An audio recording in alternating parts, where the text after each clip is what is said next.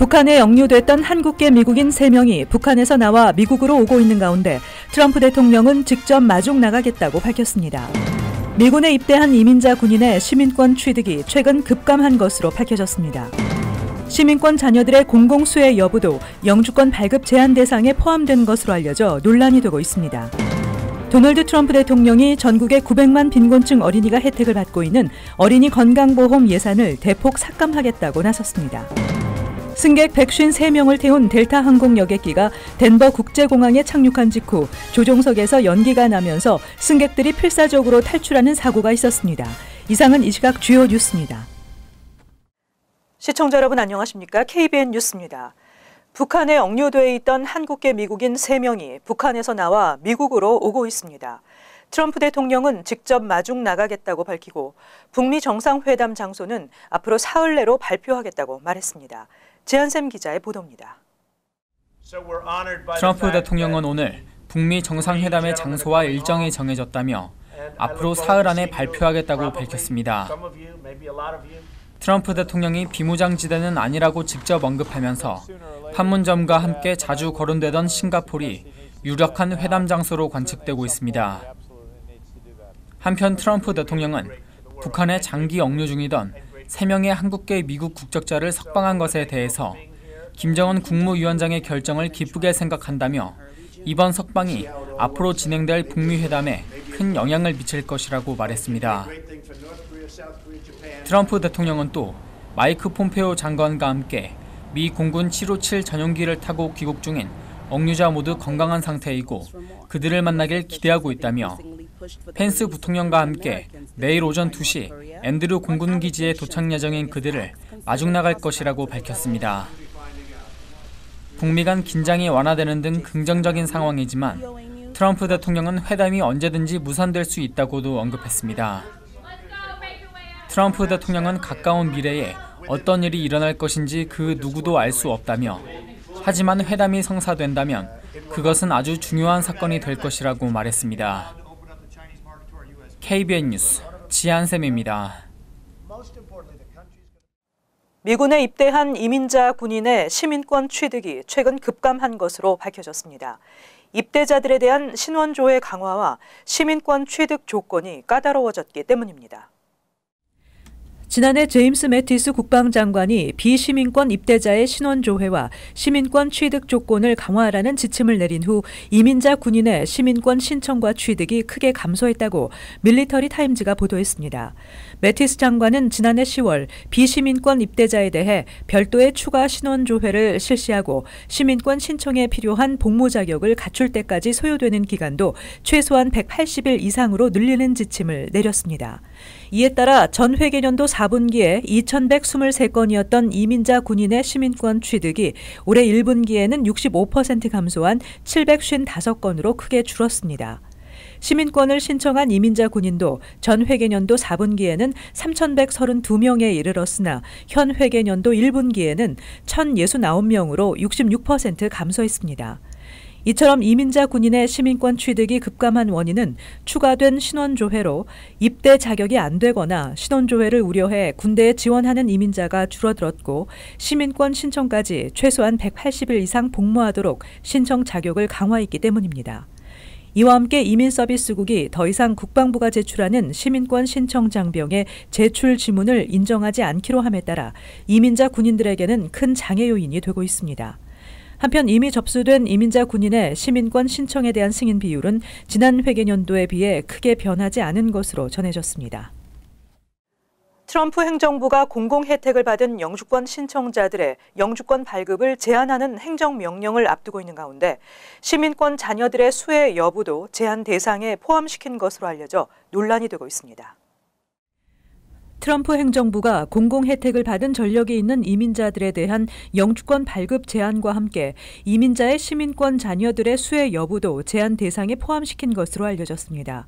워싱턴 포스트는 이민 당국이 이민 신청자 본인은 물론 미국에서 태어난 자녀가 받는 메디케이드나 세금 환급 등을 문제 삼아 영주권 신청을 기각할 수 있다는 뜻이라며 비판하고 나섰습니다.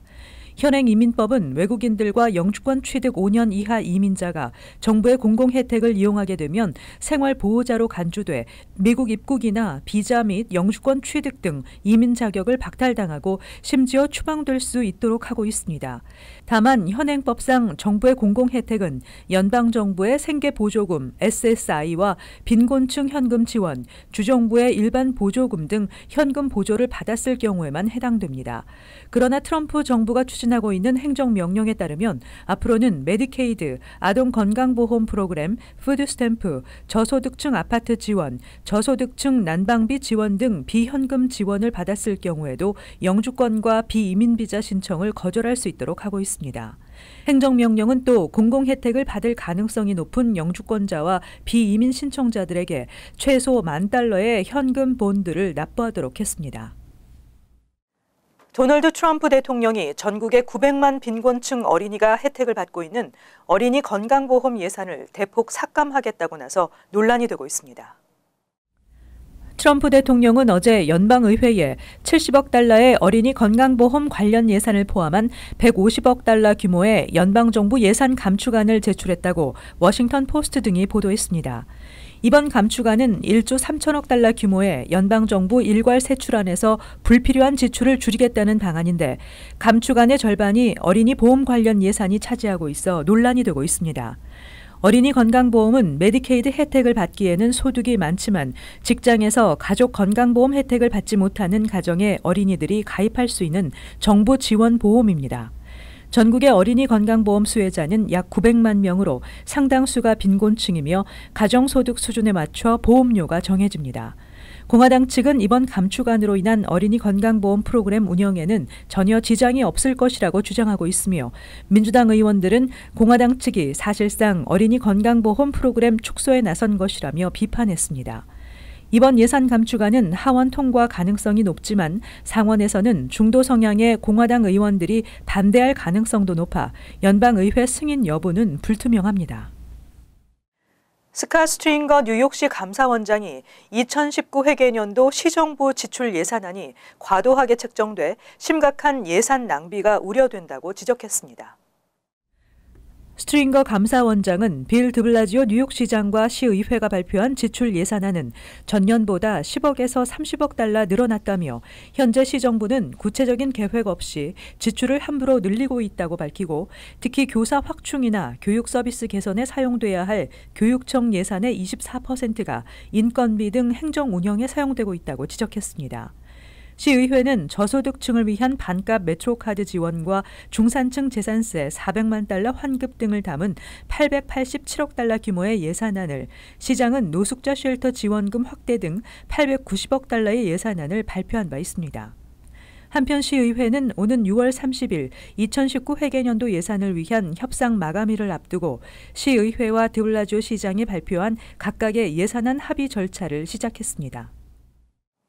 승객 153명을 태우고 미시간주 디트로이트에서 콜로라도주 덴버로 향한 델타 항공 여객기가 덴버 국제공항에 착륙한 직후 조종석에서 연기가 나면서 승객들이 필사적으로 탈출하는 사고가 있었습니다.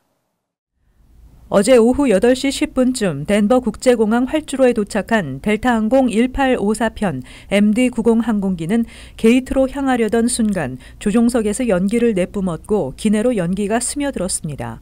1, 2분 후 기내에서 탈출하라는 안내방송과 함께 승무원이 탑승객들에게 담요로 입을 막고 비상구로 탈출하도록 유도했습니다.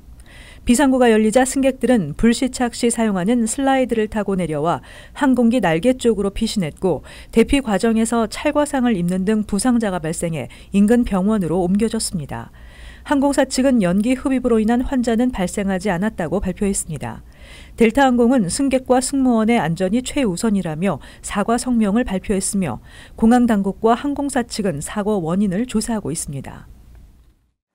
퀸즈와 맨하탄 지역의 전철 강도 사건이 크게 증가하고 있는데 이 같은 원인으로 검찰이 발표한 무임승차 불기소 방침이 지목되고 있습니다.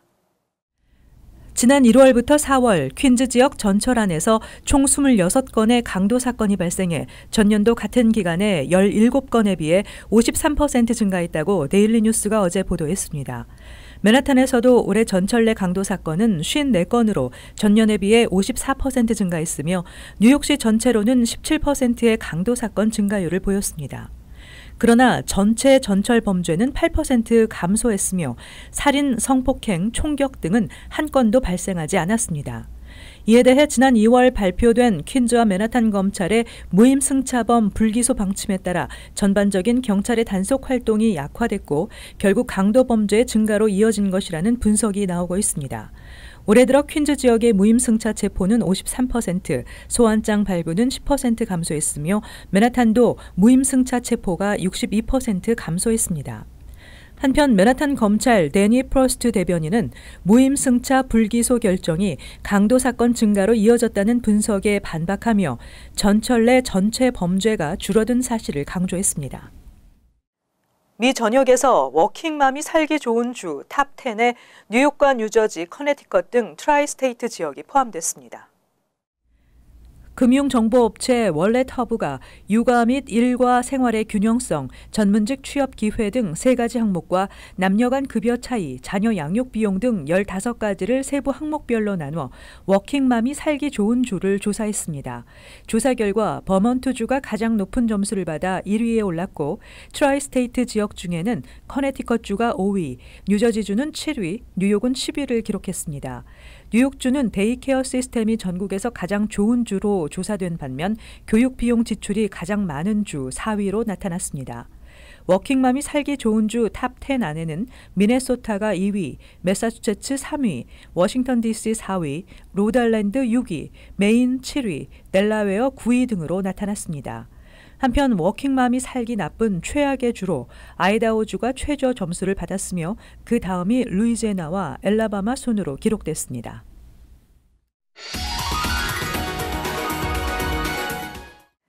이어서 LA 지역 한인사회 소식입니다.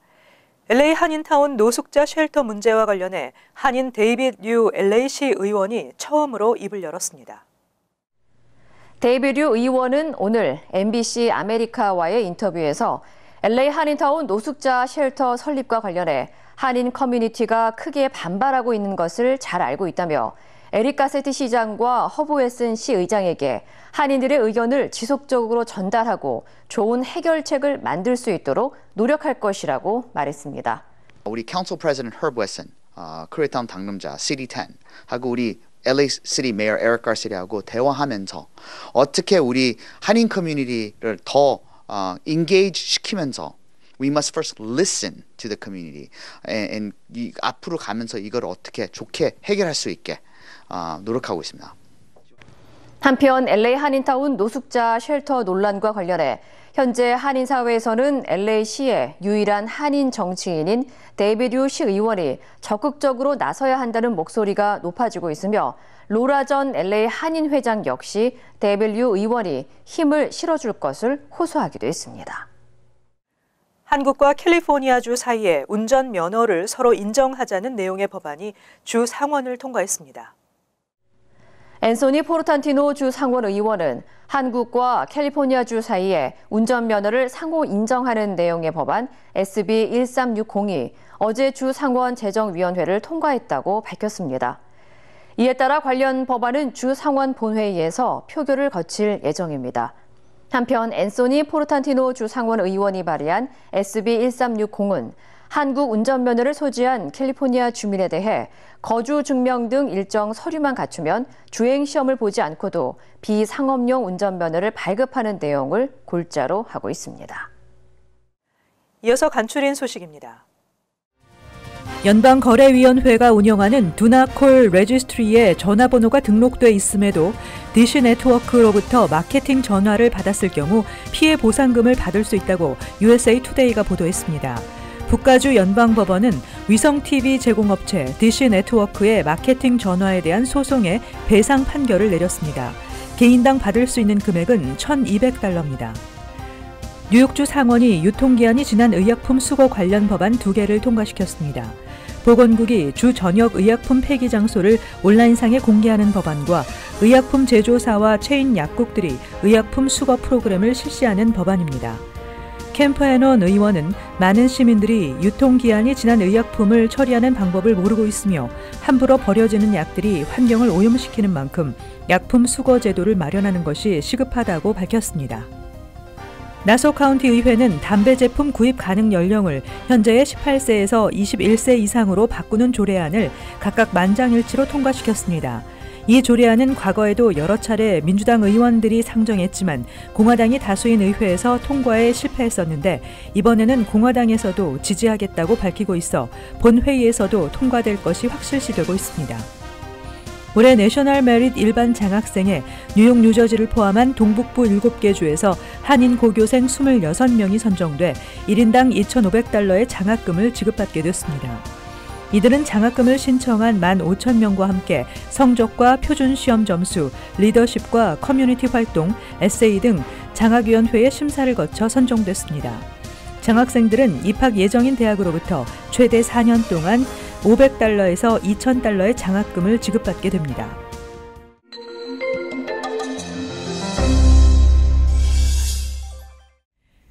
뉴저지 한인회가 오는 5월 30일 뉴저지 오크리지에 있는 버크셔밸리 골프코스에서 2018 뉴저지 한인회 기금 마련 골프 대회를 개최합니다. 퀸즈 한인회는 어제 집행부 원례회의를 개최하고 연방장애법과 커뮤니티 파트너십 워크숍, 아시안 헤리티지 나잇, 먹자골목 다문화 축제 등을 논의했습니다. 뉴욕시 피터구 시의원과 뉴욕주 상원 토비앤 스타비스키 의원은 아시안 아메리칸 연맹과 함께 5월을 유니온 미용의 달로 선포했습니다. 미동부 한식 세계화 추진위원회는 지난 7일 플러싱 리셉션 하우스에서 이사회를 개최하고 오는 19일 맨하탄 할렘 데모크라시 프랩스쿨에서 열리는 코리안 페스티벌과 22일 올바니 뉴욕주 의사당에서 열리는 아시아 태평양계 문화유산의 달 기념 행사에 한식 지원을 논의했습니다. 오는 12일 개최되는 제38주년 5.18 민주화운동 기념식 세월호 유가족 간담회 행사 장소가 KCS 뉴욕 한인봉사센터에서 퀸즈 칼리지 로젠탈 도서관으로 변경됐습니다. 계속해서 환율과 증권 소식입니다.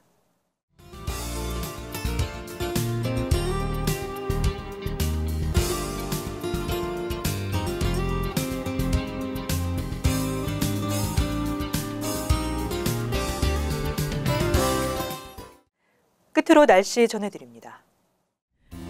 목요일은 대체로 맑고 늦은 오후 곳에 따라 소나기 오는 지역이 있겠습니다.